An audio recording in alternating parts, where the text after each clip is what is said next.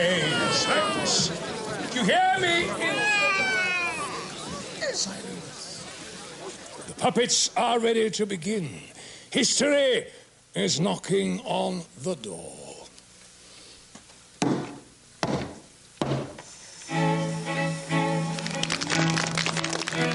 In the year 1517, Martin Luther challenged Rome.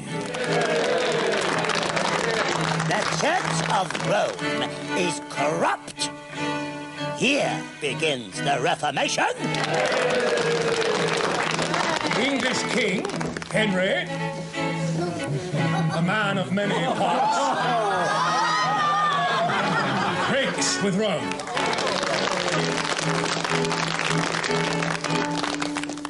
The papists have made this earth a living hell. In the year 1600, Giordano Bruno questions the religion of Rome. He preaches dissent, and for this he is burnt.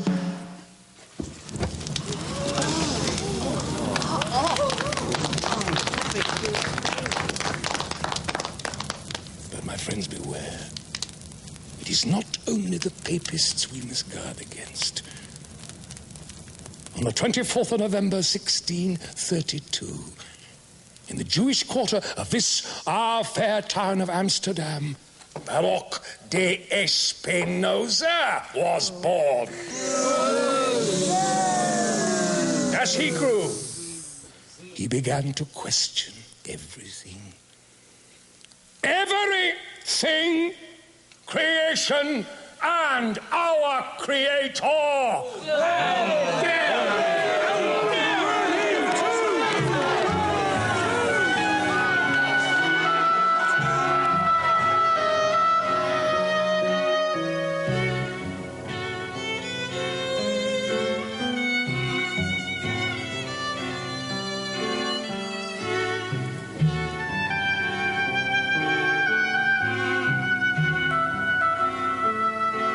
God is nature, and nature is God.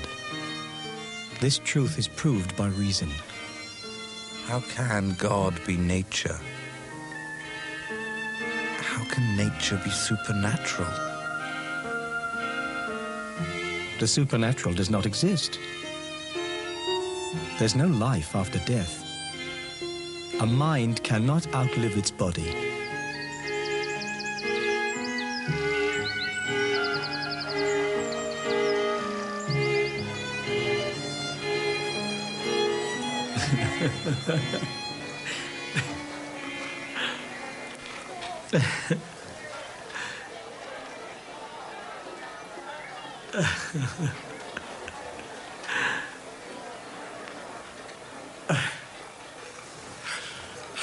How could the poor old prophets know everything within the scope of the human intellect? They had no science. Joshua, or rather, the author who wrote his history, he thought that the sun revolves around the earth is fixed, and that the sun too stood still for a day. And the quibblers amongst us try to explain all this away with obscure and impenetrable language, but there's no cause for perplexity. Joshua was a soldier, not an astronomer. Even Solomon, Isaiah, and Noah, they are not exempt from human shortcomings. They were ignorant of the true cause of day and night.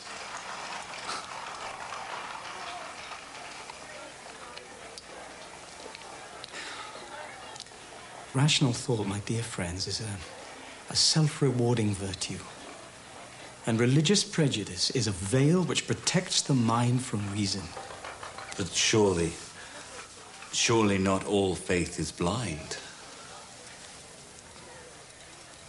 Perhaps. But it is always one-eyed.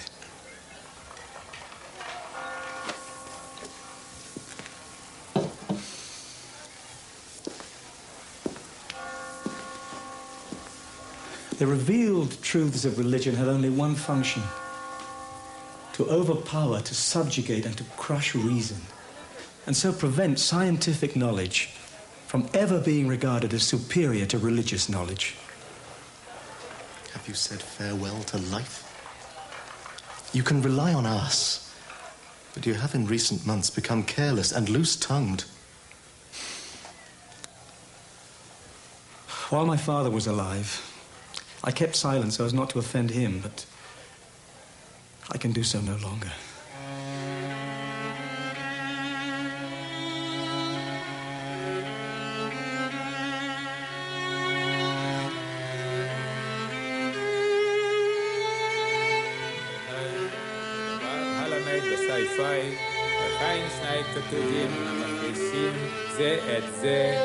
עד שיבוא הכתוב השלישי יכריע ביניהם.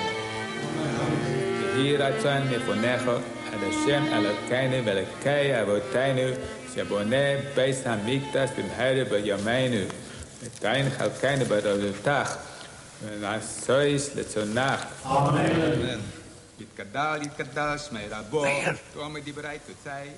He refuses to curb the excesses of his tongue.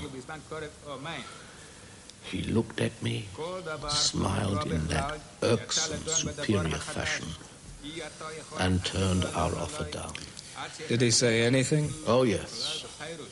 If men's minds could be controlled as easily as their tongues, every king would sit safely on his throne. And then he smiled again. Amen.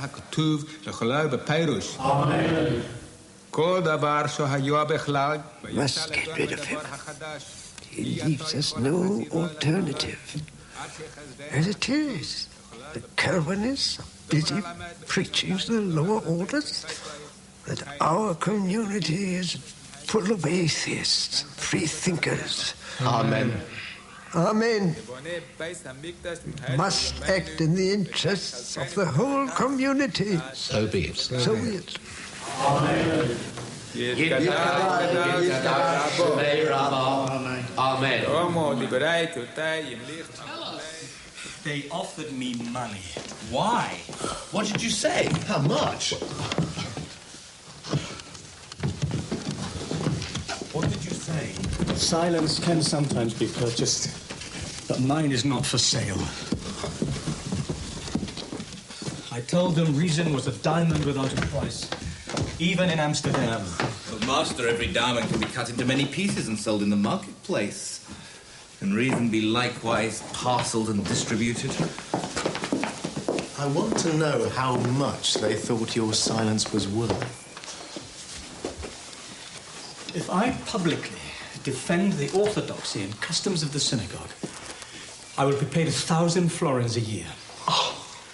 1,000 florins for keeping my thoughts hidden. And this when you have yet to publish a single word. How much would they give if they knew what was being written every day on this desk? Have you discussed the matter with your old teacher? Rabbi Manasseh ben Yisrael. He still holds you in high regard. And I him. But he's in London on this very day, convincing Oliver Cromwell to let us Jews resettle in England. Assuring him, no doubt, that we are a pious people, believers in Moses and the prophets and the afterlife. No, I don't think my old teacher will want to think of me on this of all days. Now, if you'll excuse me, my dear friends, I need to think. The elders are waiting for me at the synagogue. We will wait and then accompany you. Passions have been roused. No. The streets are not safe. For you. No. We will walk by your side. No, please. I wish to go on my own. I insist.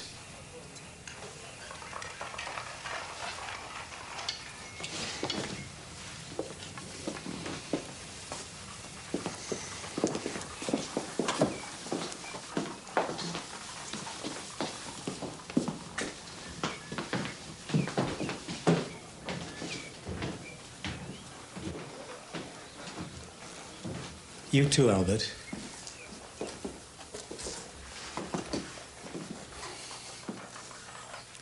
I don't have time to finish your portrait today.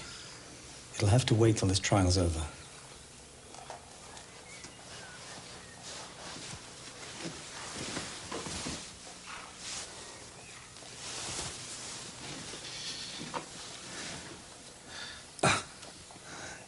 Can I ask you something?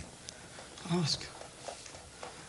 That portrait, it's you, I know, but why did you paint yourself as a Mediterranean fisherman?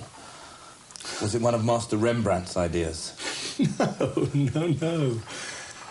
It was an excess of youth. I saw a depiction once of Masaniello, leader of the insurrection in Naples against the Spanish.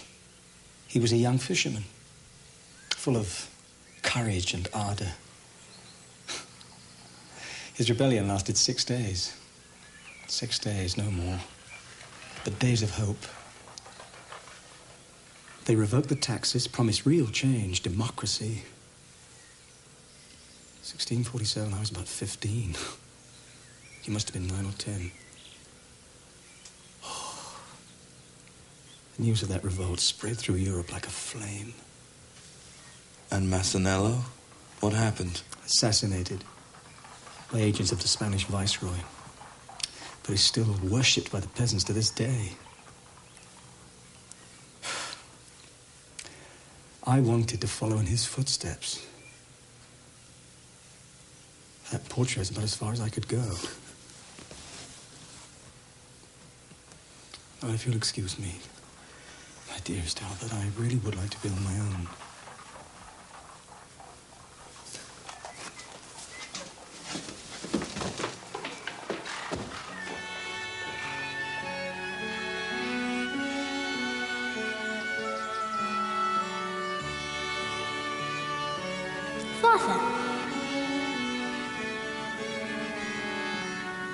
And do you know what your great-uncle Raphael replied to them?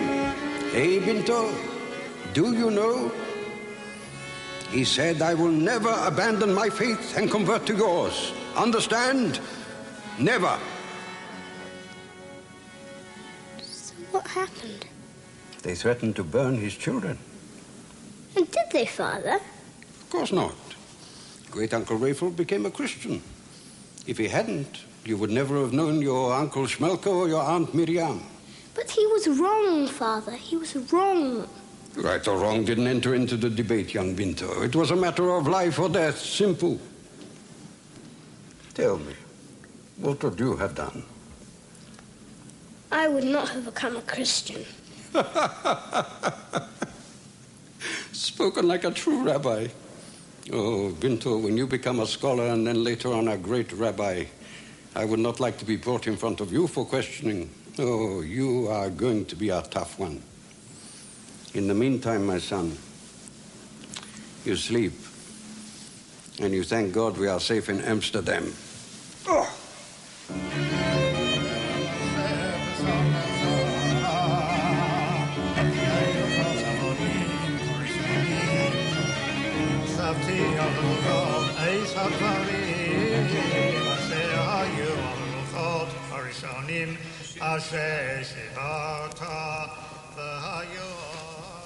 Are you Baruch de Espinosa, a self-styled philosopher? I am. You have been heard blaspheming against the scriptures and the prophets. Do you deny this? It is those who ascribe divine attributes to the prophets, who were human beings, who say that men make miracles. They are the ones guilty of blasphemy. So you do not deny it? Reason shows us that the scriptures are nothing more than a version of history. They were written because it suited the political needs of those who ruled the world at that time. And as such, they do reflect the common sense of that age. But we are living in a time now when scientific knowledge has gained such striking advances. This is getting nowhere. The man is both impertinent and unrepentant. Have you forgotten the crimes of the Inquisition? Will you force me to reject reason as you were forced to reject Judaism? If so, then once again our whole world will be turned on its head. So now he compares us to them. We're not setting you on fire. It is your arrogance that we despise. A free man always acts honestly, not deceptively. In every situation? A free man should not act deceptively, even to save himself from death. We live just once on this earth, and that for too short a time. It is my duty to my innermost self to tell the truth, even if the community to which I belong is deaf. You will light the sacred candles to condemn me to oblivion. But I will not turn to stone. I will not freeze my thoughts, and I will not burn my papers. That's all I have to say. You have 30 days to repent.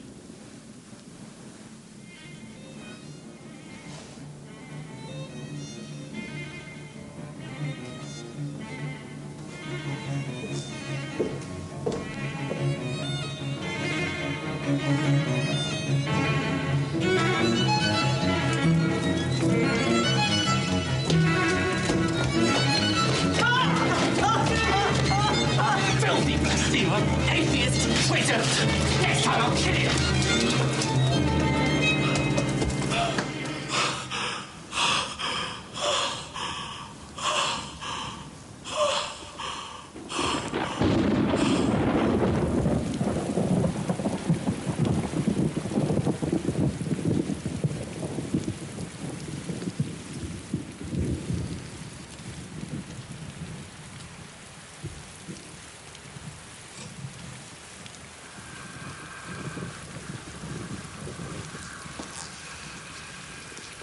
Why do you resist? De omnibus dubitandum, doubt everything. Descartes knew, did he not? But he was afraid to go too far, stopped short before the logic of his own arguments. He did not want to be overpowered by reason. But you? Why? Have the elders made you fearful of death? A free man should think nothing of death. His wisdom is a meditation not of death, but of life. You are avoiding my question, Binto. I know that you reject any conception of the afterlife, but is there a supreme being?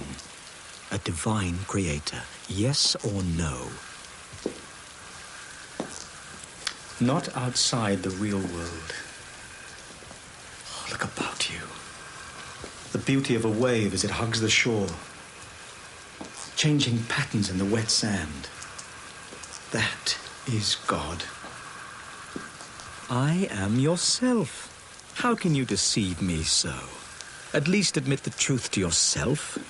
Let it be a secret between us if that is necessary. We shall bury it in the depths of innermost solitude to be brought out and caressed in the safety of an empty tower. Binto. Only knowledge based on mathematical demonstration and proof is of value.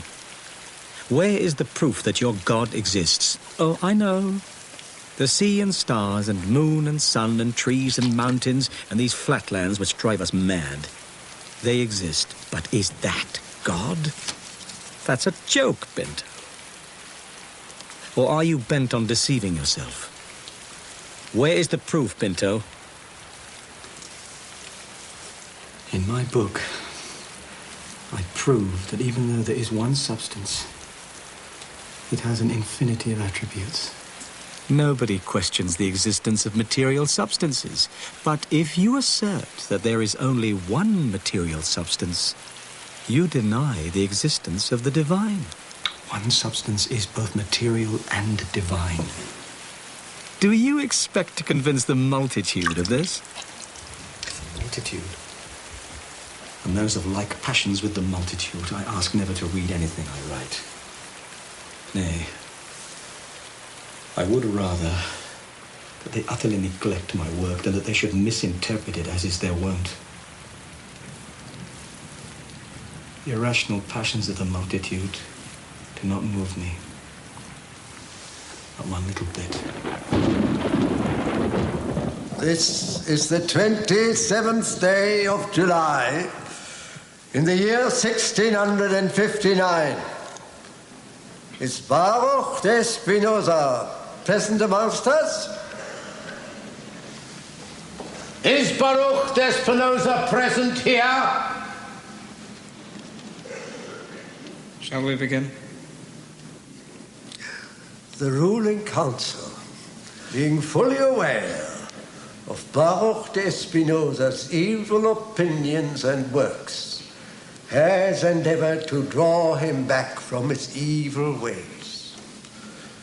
Every remedy has failed. Espinosa continues to practice and teach his horrible heresies. We have ample evidence of his pernicious teachings.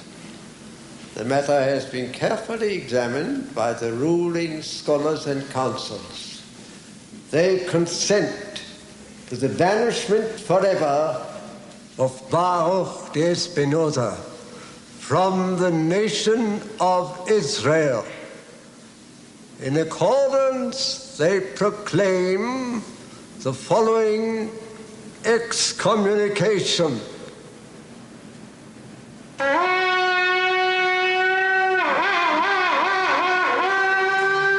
בזעירות המלאכים ודברי הצדיקים אנחנו אוסרים, כורתים, ארורים ונודים ברוך בן מיכאל דספינוזה עם כל הכללות הכתובות בתורה הקדושה וחרי אף וחשך השם שורף עליו ואתם הדבקים בהשם אלוקיכם חיים כולכם היום. We warn that none may contact him orally, nor in writing, nor do him any favor, nor sleep under his roof, nor read any paper he made or wrote.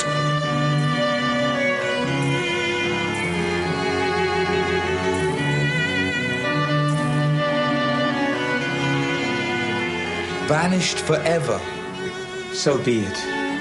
This compels me to do nothing more than I would otherwise have done. From this day onwards, I will no longer be Baruch de Espinosa. I wish to be known as Benedictus Spinoza, a man without superstition.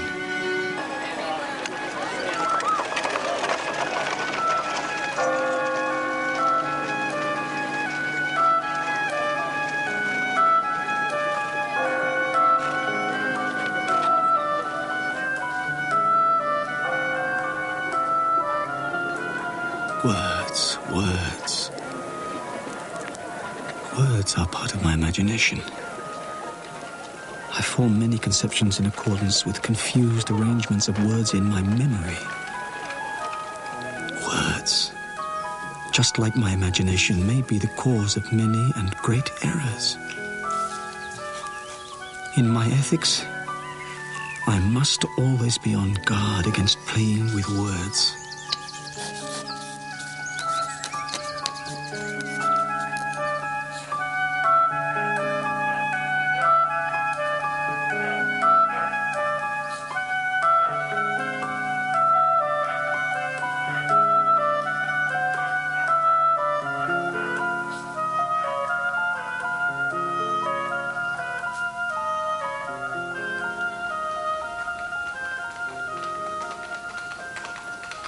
Have you heard from Albert? There's an ugly rumor that... I know. But there's no confirmation.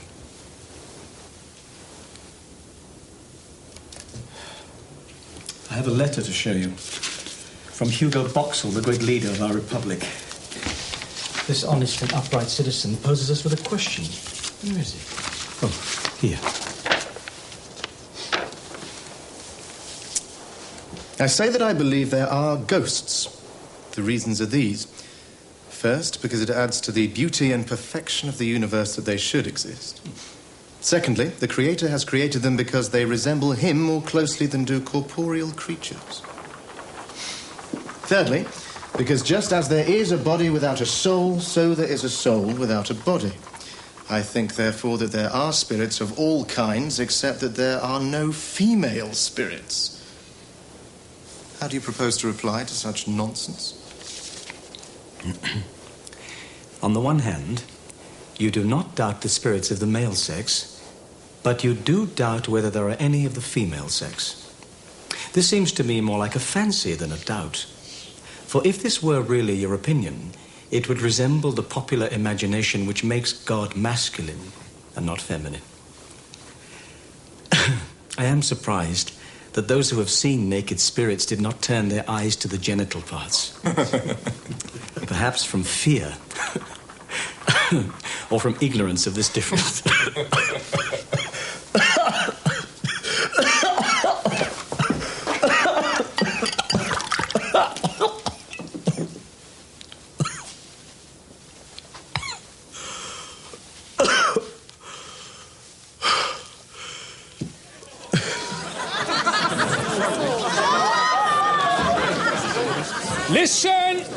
Listen carefully. Europe was divided between Catholic and Protestant, but the house of Protestantism was divided within itself. Oliver Cromwell murdered his king.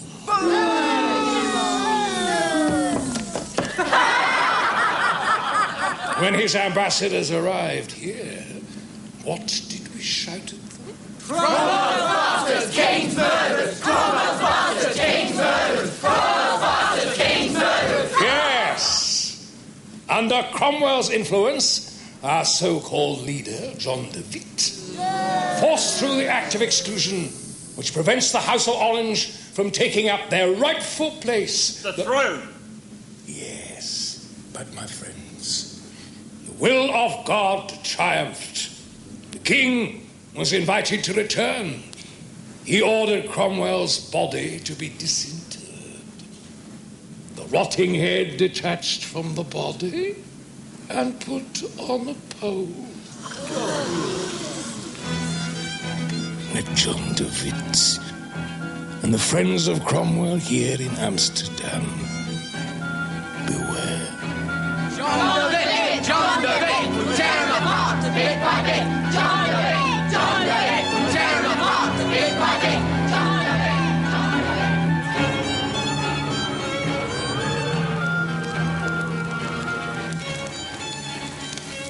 And how is our good friend John Milton reacting to the restoration? My informant reports that Milton is going crazy with his angels and devils. The restoration has shaken him by the wits. He'll never rest easy till he puts his thoughts on paper. Milton will never remain silent. This English example furnishes us with a terrible warning. They sought to depose their monarch under the forms of law. But when he'd been deposed, they were utterly unable to change their forms of government. And after much bloodshed only brought it about that a new monarch, for such Cromwell was, should be hailed under a different name, as if it were merely a matter of names. King or Lord Protector.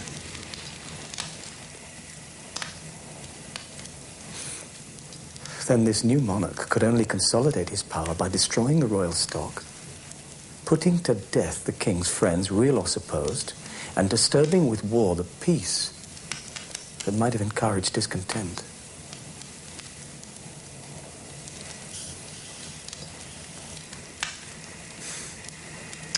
And it came to pass that the people reflected that they had achieved and accomplished nothing. And they decided to retrace their steps as soon as possible, and did not rest until they had achieved a complete restoration of the monarchy.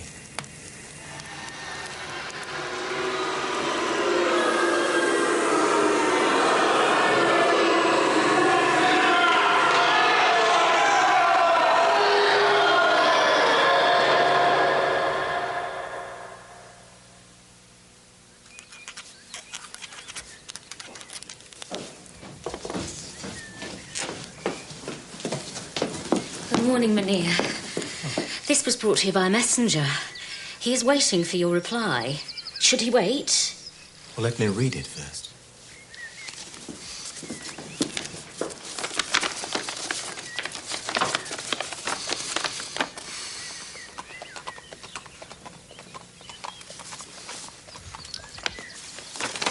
As I thought.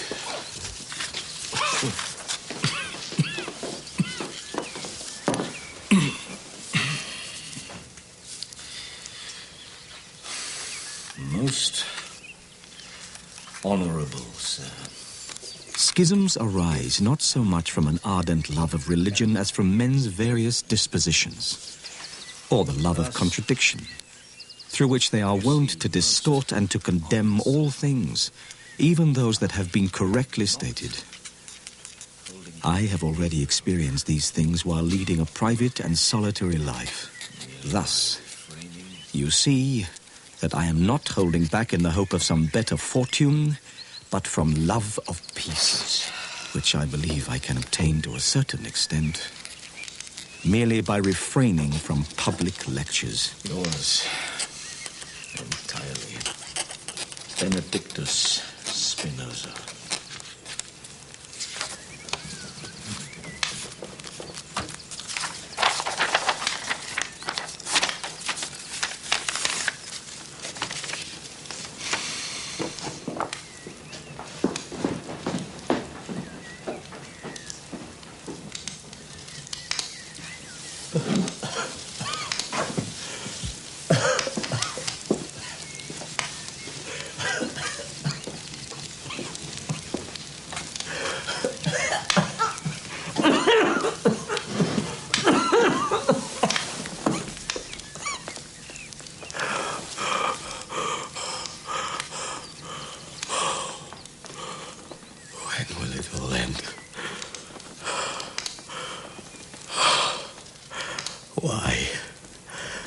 Why do I go on getting letters of such ignorance from men whose minds were once free?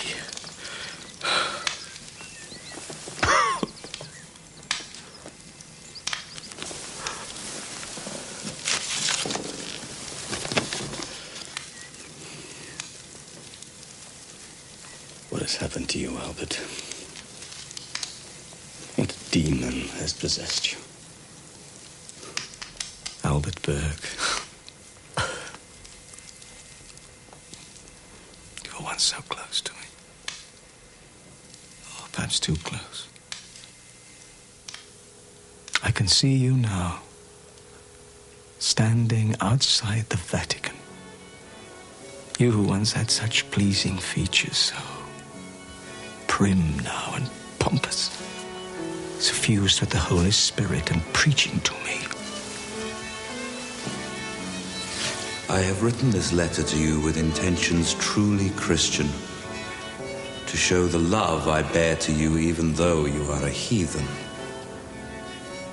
God is willing to snatch your soul from eternal damnation if you will but allow him. Do not doubt the Master who is calling you through me for the last time, Spinoza. Through me. There was a time when you understood that God was infinite. Now you perceive him to be the all-seeing, all-knowing creator who determines each and every action in this world. You dream of the devil who deceives and ensnares us against God's will. And believing this nonsense as you do, you have the effrontery to bewail me? My philosophy, which you never beheld, you style a chimera? You poor wretch.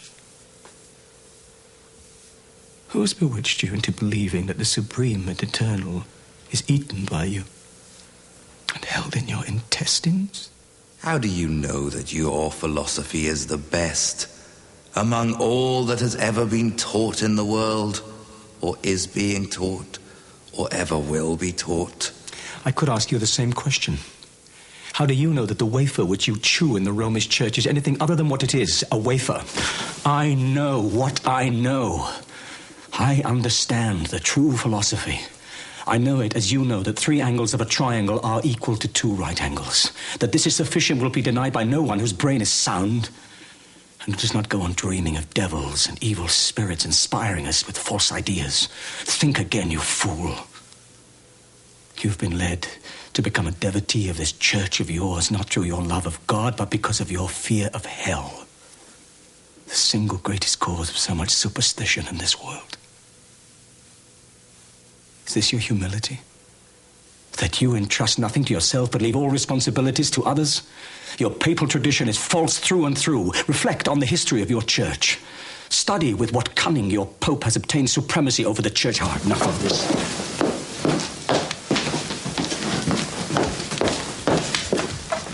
Albert Bird is finished for me.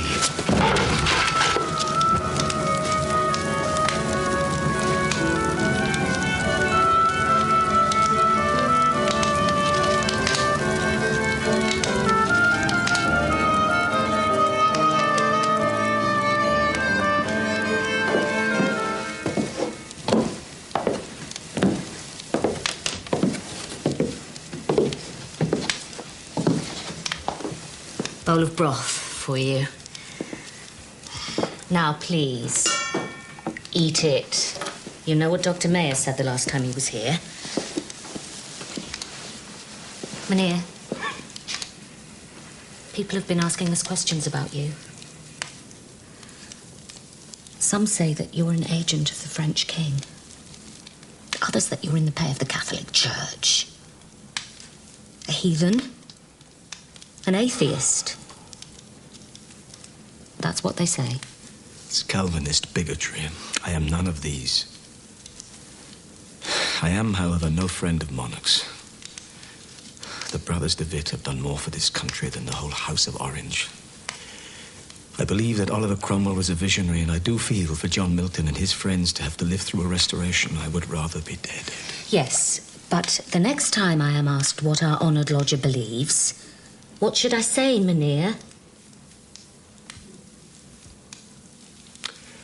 Those things which are conducive to the common good of human society and cause men to live in concord are useful. Society, Mynheer, what is that? We are all simple creatures with our own needs, aren't we? Those who want us to believe that are not simple creatures, but the people who rule over us. If what you say is true, how can people like me ever be happy? There is only one way for you and for all mankind to achieve happiness. To accept that our destiny is our own. Our misery and our joy are dependent on our own resources. For me, you see, it is reason, not religion, that must form the basis for an intuitive knowledge of God who is not human like you and I, but in nature, everywhere.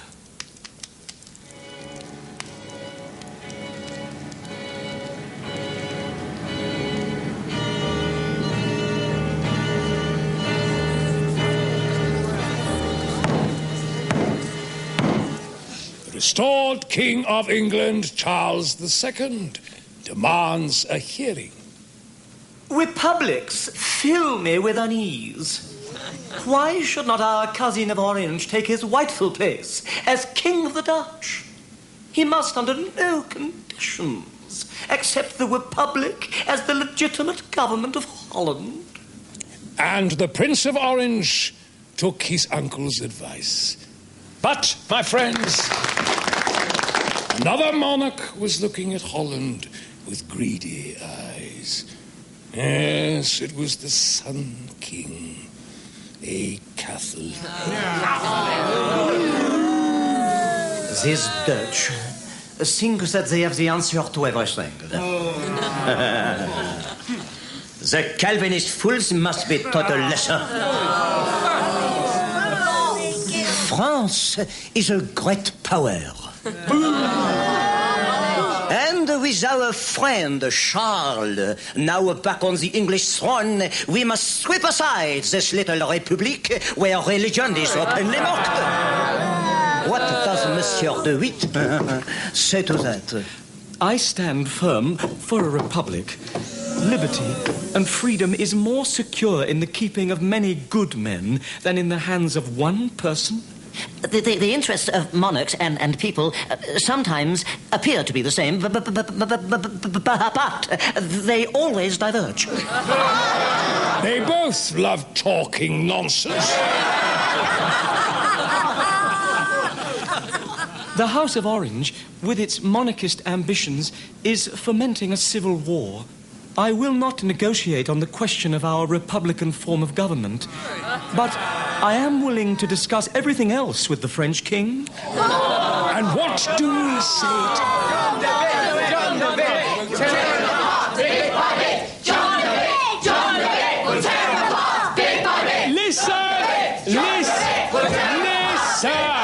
Listen! To prevent a war, John de Witt offered concessions to the Catholic King of France. But our people refused to tolerate such treachery. The Papists are threatening our country, and the Grand Pensionary is negotiating with them. I say that John de Witt and his brother have sold their souls to the Church of Rome. Are we going to stand quietly by and watch our heritage squandered? No! Our country sold for a mess of Romish pottage? No! Together, we shall go into battle and death to all traitors!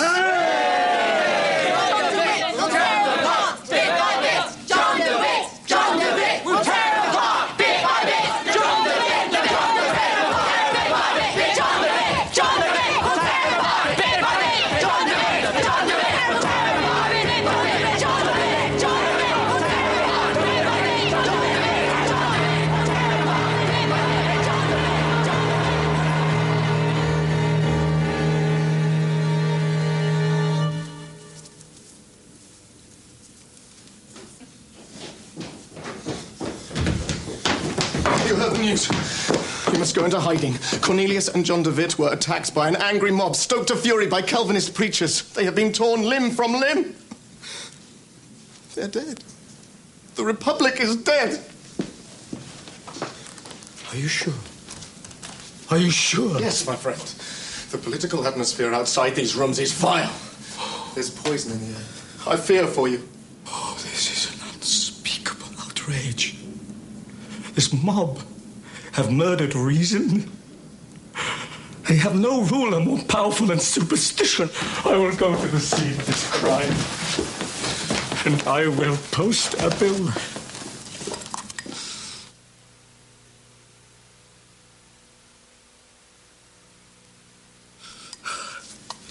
Baruch.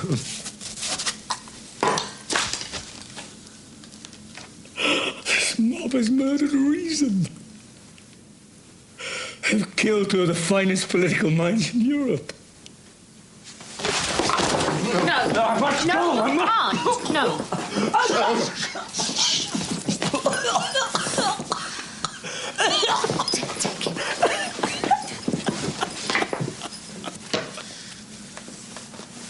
Where will we find a pair such as this?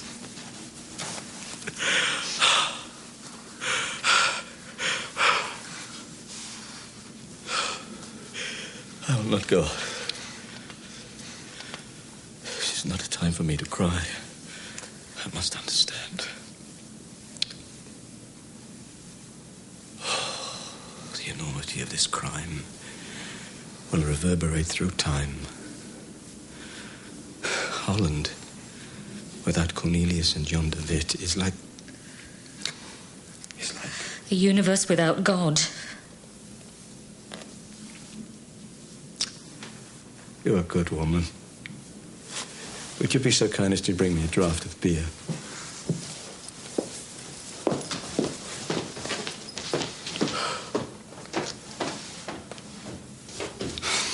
The mass of mankind always remains at about the same pitch of misery. It never assents to any remedy, but always seems best pleased by some novelty which has not yet proved an illusion. You must go, my friend. Let's go and rest. Till this multitude has rediscovered its sanity. And you? I do not wish to leave you alone at this moment. It is precisely at moments like these that I yearn for my oldest and most trusted friend's solitude. Thus I may not be hated by the ignorant, nor compelled to yield to their appetites.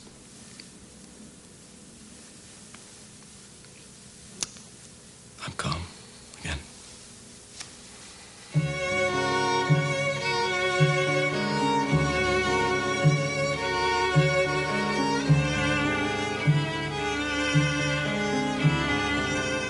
It is far from possible to impose uniformity of speech.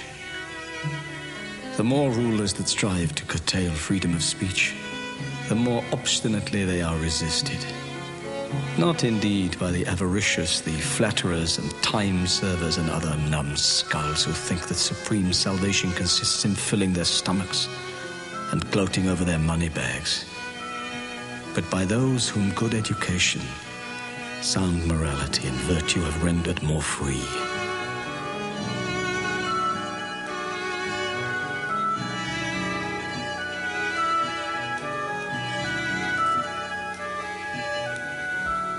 My ethics is completed.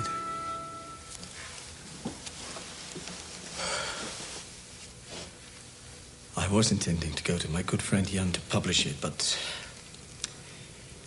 the Calvinist theologians and their dull-witted Cartesian friends are denouncing me everywhere.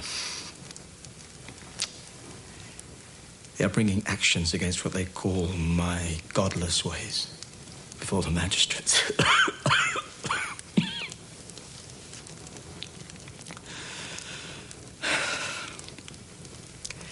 They're telling anyone ready to listen that my book is an endeavor to show that there is no God.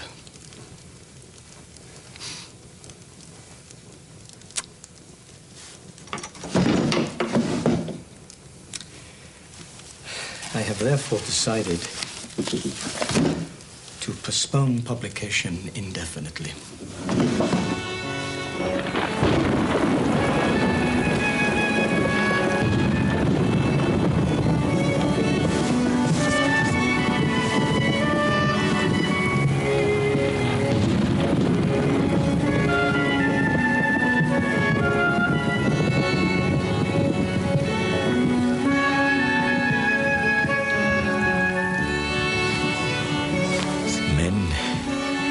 Generally constituted, are most prone to resist the branding as criminal of opinions which they believe to be true.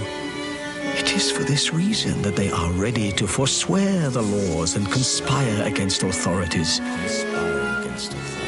thinking it not shameful but honorable to stir up seditions. Laws which suppress free thought cannot be maintained without great peril to the state.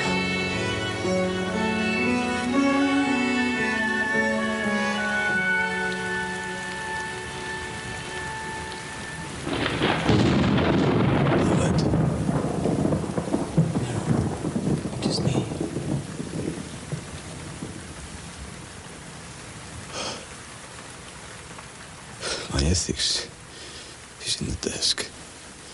Please take it to Amsterdam and give it to Jan. Ask him to publish it whenever he can.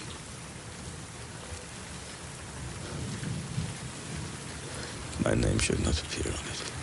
But why? Have you forgotten what our Quaker friends told us years ago? Even those philosophers who write books despising glory place their names on the title page. But it was Cicero who wrote that.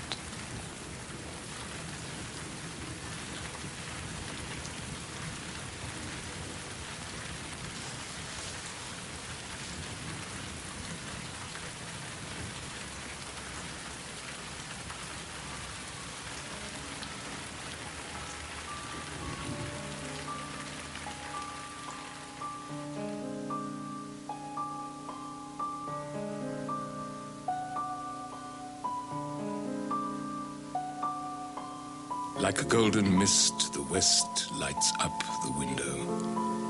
The diligent manuscript awaits, already laden with infinity. Someone is building God in the twilight. A man engenders God. He is a Jew of sad eyes and citron skin. Time carries him as the river carries a leaf in the downstream water. No matter. The Enchanted One insists and shapes God with delicate geometry. Since his illness, since his birth, he goes on constructing God with the word. The mightiest love was granted him, love that does not expect to be loved.